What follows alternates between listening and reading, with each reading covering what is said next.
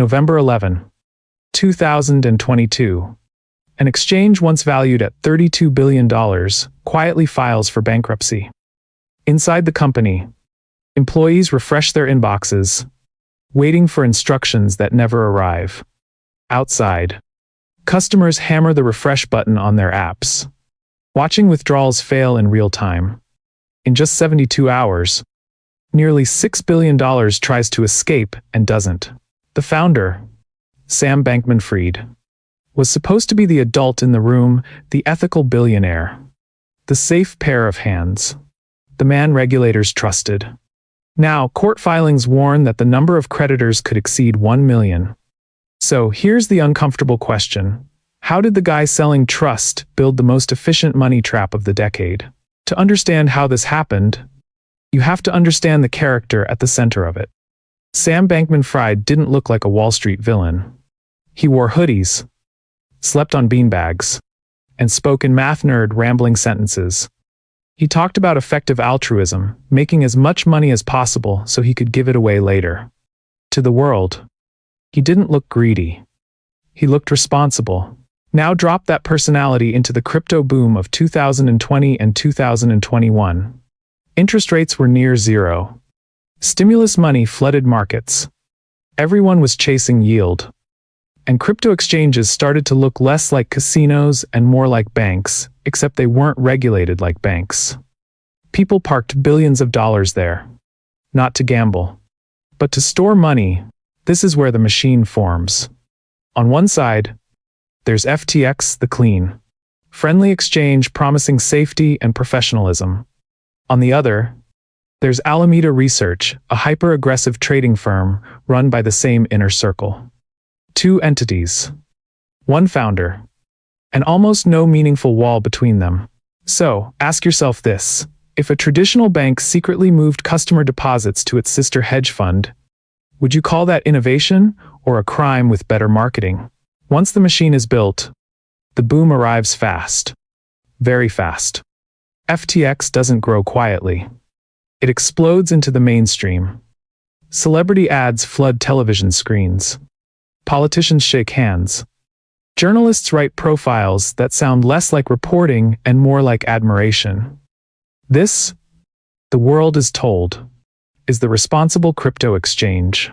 By early 2022, investors value FTX at $32 billion. Sam Bankman-Fried becomes the face of grown-up crypto. He testifies, advises, donates, and reassures. If crypto needs rules, he says, he'll help write them. And people believe him because trust loves confidence, especially when confidence wears a moral badge. This is the dangerous phase. The phase where nobody asks boring questions anymore. Not about controls. Not about custody. Not about whether customer money is actually sitting safely where it's supposed to be. When everyone important is in the room, skepticism feels rude. Due diligence feels unnecessary. And so, the story sells itself. FTX isn't just an exchange. It's a brand of safety in a risky world. A place where chaos is managed. A place where you don't need to worry. Which should make you pause, because in finance, the moment someone tells you not to worry is usually the moment you should worry the most. So ask yourself this. When trust becomes the product, what exactly is left protecting the customer? The first cracks don't appear on price charts. They appear on balance sheets. Quietly. Behind the scenes, reports begin to circulate that Alameda Research, the aggressive trading firm next door, is sitting on a mountain of assets tied to a token created by FTX itself. Not cash. Not government bonds. Confidence. Printed as collateral. This is where physics matters. When your collateral is your own reputation, the system only works as long as nobody questions it. The moment doubt enters the room, confidence doesn't fade, it collapses. A rumor becomes a margin call. A tweet becomes a bank run. Then comes the match near the gasoline. A public rival questions FTX's stability and announces plans to sell its exposure. Suddenly, what was once theoretical becomes painfully real. Customers don't read balance sheets. They read headlines. And headlines move faster than money. This is the fatal paradox of trust-based finance. The product only works if everyone believes. And the moment belief becomes negotiable, the clock starts ticking. So ask yourself, when the thing you're selling is trust, what happens the second trust gets a price tag? Once doubt turns public, everything accelerates. Customers don't analyze. They react. In just 72 hours, users try to withdraw nearly $6 billion from FTX. The platform slows, then freezes. Withdrawals fail one by one, like doors slamming shut in a burning building. This is a bank run without a bank branch. No lines on the sidewalk. No glass windows. Just millions of fingers tapping refresh. All at once. Asking the same question, is my money still there? For a brief moment, hope appears. A rival exchange announces it may step in. Headlines flash the word rescue. Markets inhale. Maybe there is an adult coming after all. Then the hope evaporates. After a look inside the books, the deal collapses. No bailout. No savior. Just silence. On November 11, 2022, FTX files for Chapter 11 bankruptcy. Sam Bankman-Fried resigns as CEO. The empire that promised safety dies the most classic death in finance because it ran out of trust before it ran out of headlines.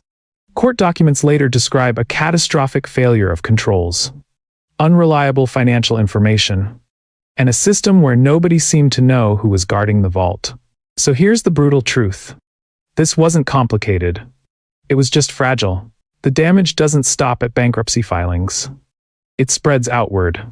Hundreds of thousands of customers find themselves locked out of accounts they thought were as safe as a checking account.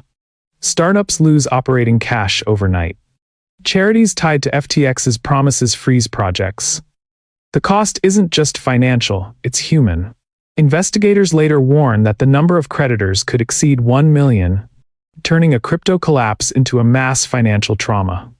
For regulators, this is the nightmare scenario. A non-bank institution causing bank-scale damage, and the myth finally dies.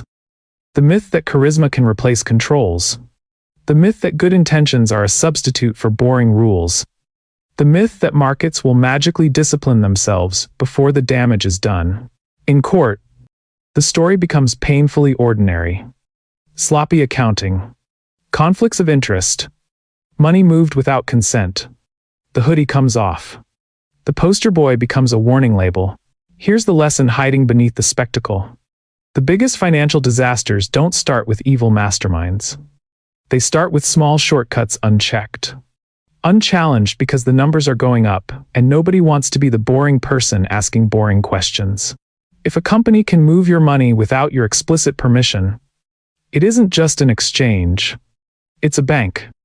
And banks need walls, audits, and rules that don't care how inspiring the founder sounds on stage. So the next time someone sells you trust, ask for proof. Ask who guards the vault. Ask what happens when confidence disappears. Because history is clear about one thing: bubbles change costumes, but the ending is always the same. If this story helped you see the plumbing behind the promises, hit like, subscribe, and share it, because understanding financial history is still the cheapest insurance money can buy.